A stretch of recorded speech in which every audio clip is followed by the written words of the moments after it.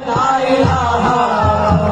इलाहा तेरी शान या वहदहू, ला इलाहा तेरी शान या वहदहू।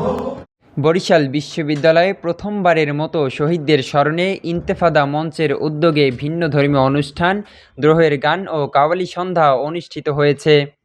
গতকাল মঙ্গলবার বিকেল ৫টা থেকে বিশ্ববিদ্যালয়ের মুক্ত মঞ্চে এই সাংস্কৃতিক অনুষ্ঠানটি শুরু হয় এবং রাত ১০টা পর্যন্ত চলমান থাকে। আয়োজনটিতে চট্টগ্রাম বিশ্ববিদ্যালয়ের জনপ্রিয় কাওয়ালি ব্যান্ড আজাদি মঞ্চের পাশাপাশি বরিশাল বিশ্ববিদ্যালয়ের ইন্তেফাদা মঞ্চ পারফরম্যান্স করে। এতে এক অনন্য সাংস্কৃতিক সন্ধ্যায় প্রাণবন্ত হয়ে ওঠে বরিশাল বিশ্ববিদ্যালয় ক্যাম্পাস।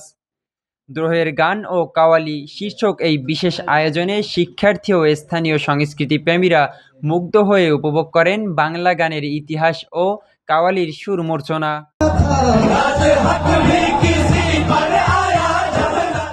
এ সময় সঙ্গীত শিল্পীরা বাংলা সাহিত্যের বিখ্যাত কবিতা ও গান পরিবেশন করেন।